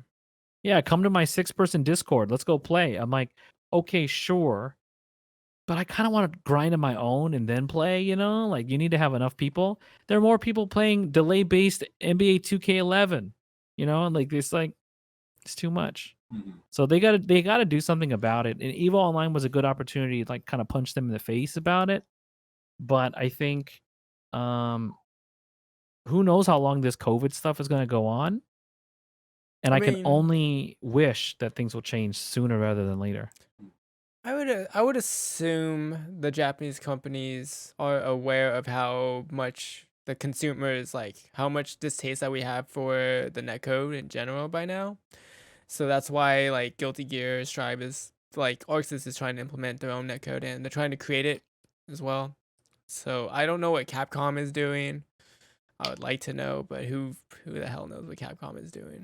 The thing that really spooks me about Capcom's situation is that they did go to rollback. They just kind of had a half implemented rollback. And That's being and generous. there's this pattern, there's a feedback loop with Capcom where they'll do something that we said that we wanted, but it'll be something a little off, something a little adjacent to what we wanted. So they'll get flack for it. And then we'll go, okay, we did the thing you said, but now we're getting flack for it. So let's move on to the next thing, right? And then so kind of like, oh, we want fighting games to be easier. No, fighting games are too easy. Oh, you appeal to the casuals. Why would you do that? So there's this feedback loop where every time Capcom does something, it's adjacent to what was asked for, gets criticized, and then they leave that piece of the project, right? Oh yeah, So, yeah. The Balrog nerfs. rollback gets half implemented, and day one we are reporting issues on this, right? And for years it gets acknowledged as, look, everybody hates Nick, right? Everybody complains about online play, so it kind of gets lumped in, right? And then years later, it's insane how long, how many years, but years later, a fix comes in. Hey, we heard that you guys want this type of fix for the rollback. It comes out, no patch list, no patch notes or anything, and we log in and we experience the same bad netcode. So they get another feedback loop. They get burned again. Then we look at the notes and we go, oh, damn, they did do something, didn't they? They did adjust some things, but there was no notes, there was no nothing, and we logged into the same cruddy experience, right? So once again, and they haven't touched it since that time. So they implement a fix. It's a bit adjacent to what we asked for. They get burned for it, so they step away from that piece of the project. And I'm amazed that other things got fixed, like input lag after a few years got fixed, and second player retry or rematch, and all these things. But there's that pattern that really spooks me, where it seems like Capcom will try, they'll land adjacent to what was asked, and then think that the whole project was a blow up and that they never should have tried in the first place. That's my fear with the whole rollback thing, because they did try rollback and got burned for it. I hope that they see where the criticisms lied, rather than thinking that rollback can't solve the issues at play. Yeah, that's a rant, but no, that's what I mean, you're spooks right me about waiting for the next game. It's a really good because I'm not waiting for the next game at I all. hate waiting for the next game. I hate waiting for the next game. That's like waiting for someone to solve your problems. Yeah, it doesn't feel akin to like what we're about. Yeah, it just sounds like exactly. It sounds like a consumer's thing. Like, oh, the iPod sucks. Can't wait for the next one. Does that make sense? Like your iPod sucks today. Yeah. Then you have to just wait for the next one. Yeah. Well, yeah. I mean, that's what Steve Jobs wants you to do, so you can pay him twice, right? That's why these anime games, they're getting rich like over and over, because like, well, I don't know what you're talking about. I just sold more games than I've sold before. Yeah.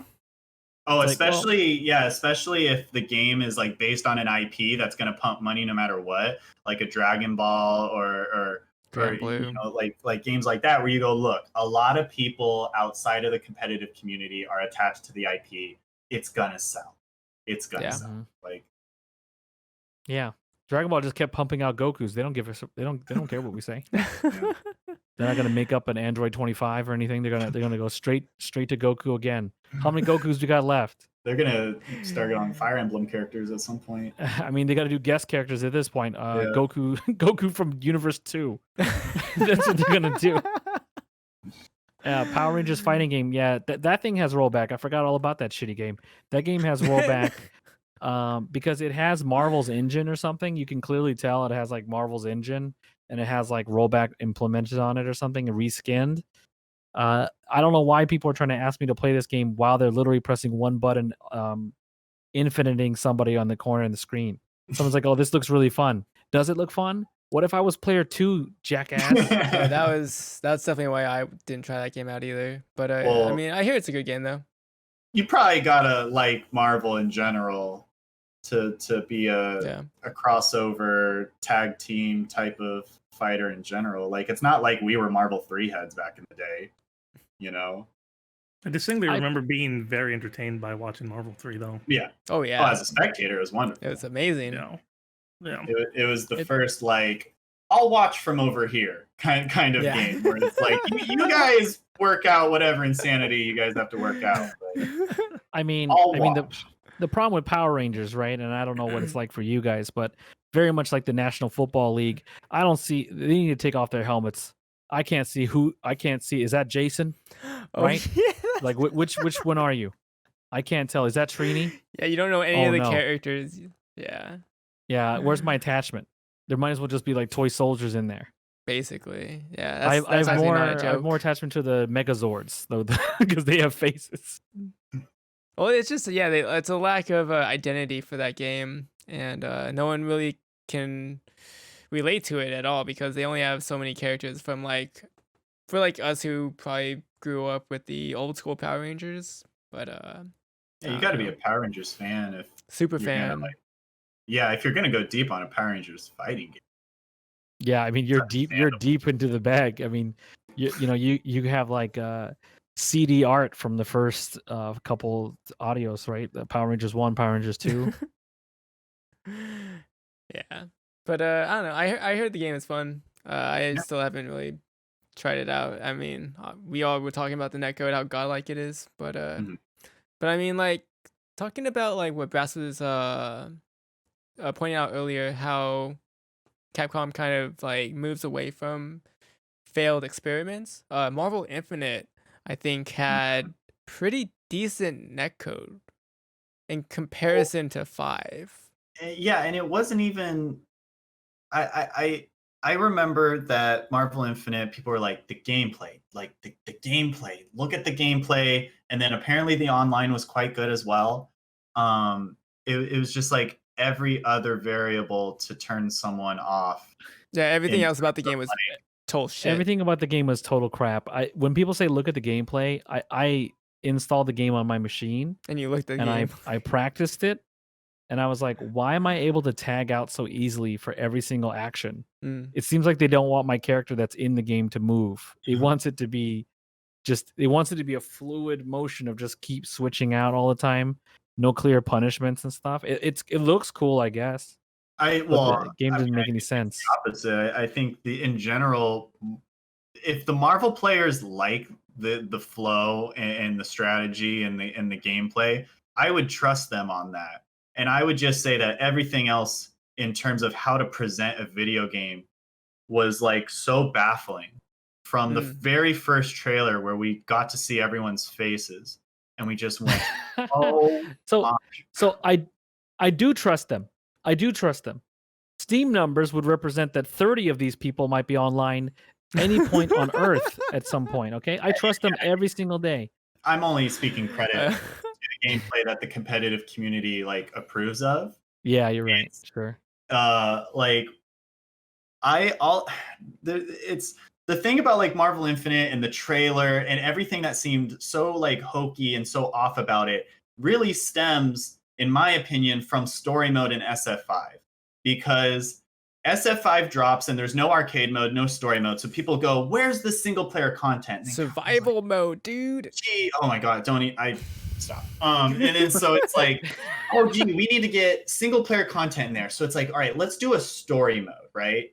And then there's a reason why like video game movies and superhero movies can't have too many characters. There's a reason why there needs to be like a focus on like the narrative has to have some sort of focus, because what SF5 story mode is you pluck 12 characters in a room, you assign each of them a catchphrase, and then they just popcorn at each other and they just catchphrase at each other. And now you do a fight, go to the next scene. It's not even dialogue. It's just Fang going, woo, and Jury, emulating Jury, and nothing's really being said. There's not like any sort of narrative, right? It's just characters kind of barking catchphrases at each other. And then Marvel Infinite trailer drops, right? And it's very much just action figures in a dollhouse looking at each other. And it's all very awkward and uncanny valley type stuff. And then from that point on, the entire visual of the entire game was just based on pretty much the story mode that they tried to put into it, it seemed. Yeah, I beat the story mode. Wow. Yeah, I did too. I told you I play For both games? For which game? For MVCI. Wow. And for Street Fighter 5, obviously, because fight money. Mm-hmm. But for MVCI, it was horrible. Captain America just looks so awkward.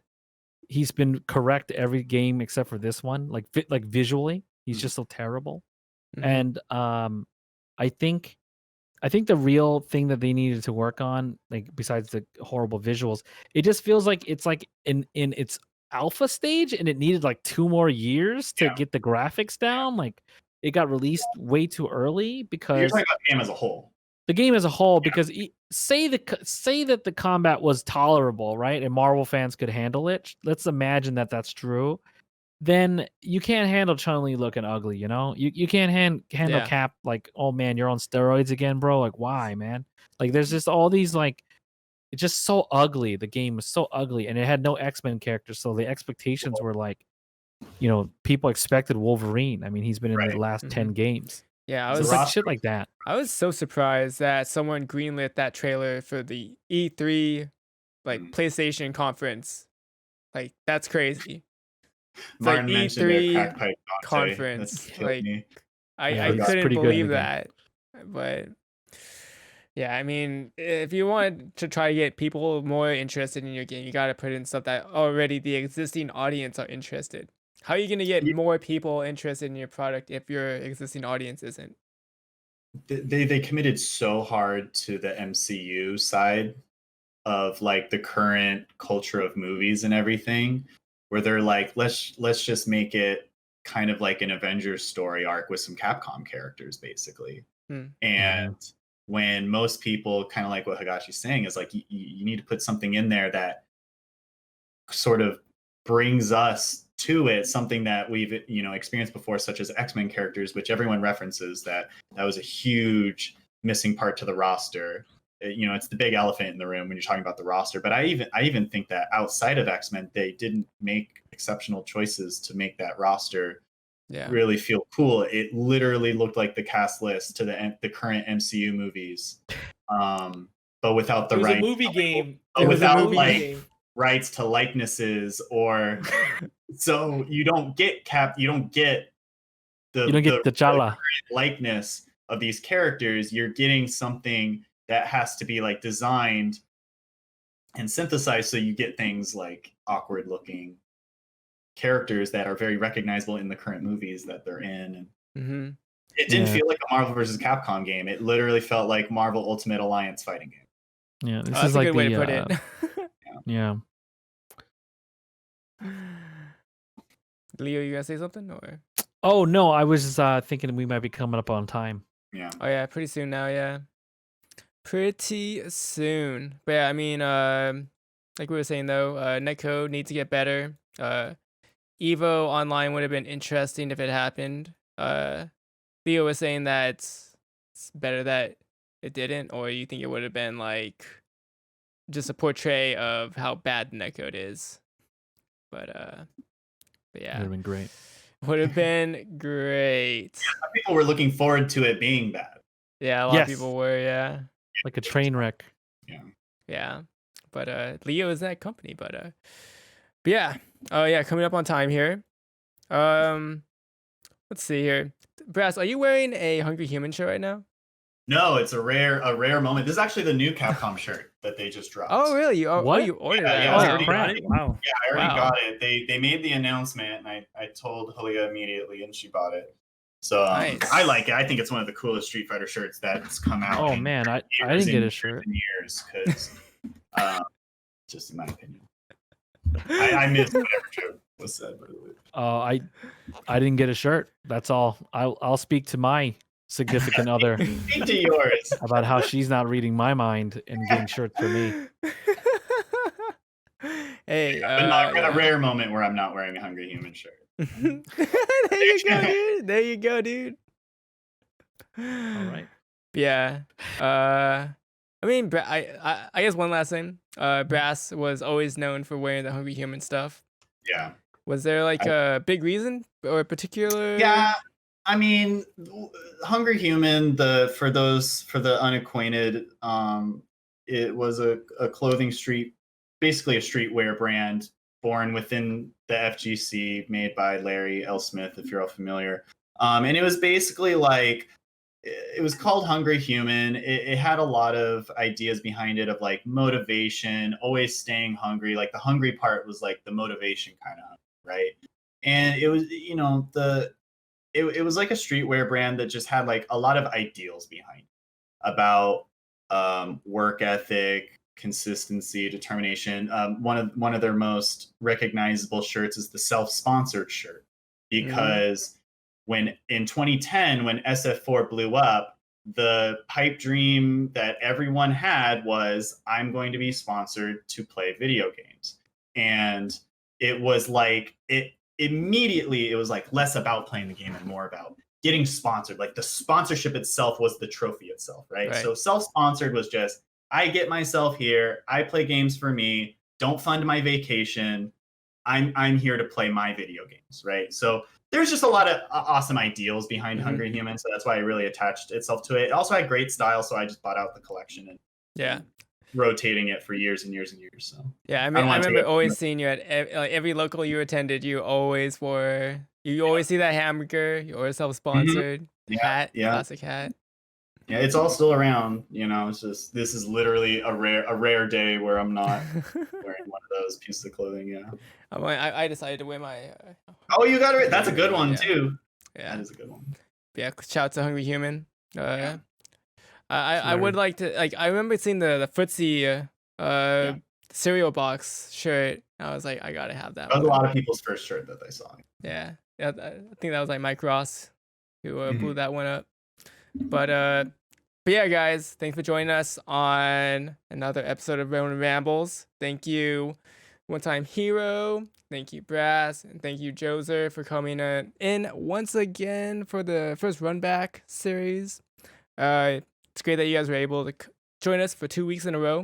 Awesome. But yeah. Any last words before we find someone to raid here? I'm just thank you guys so much for having me again. It's great to talk to you, with you all again. It's great to go through memory lane down, SF4. It's a really fun time that we were all there for. I love reliving it. Yeah, thanks for having me again.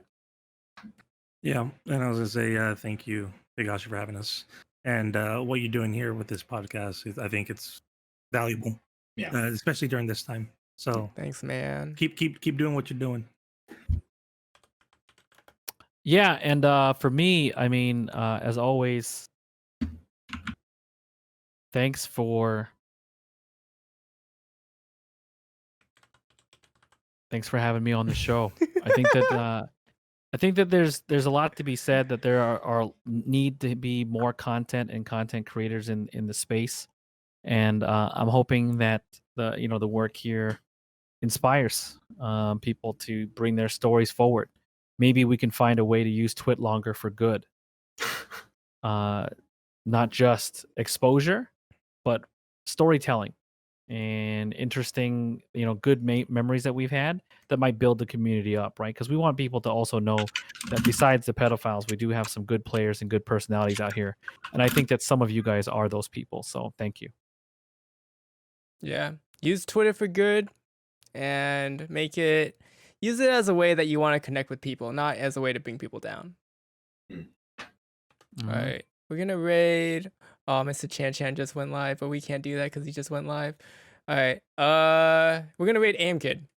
Cool. So Arnold, AM Kid is he's playing Walking Dead right now. So if you don't want to watch spoilers for that game, leave now. But yeah, he's one of the newer players for Street Fighter, and he's an online warrior at heart. So give him some love. All right. See y'all later. Peace.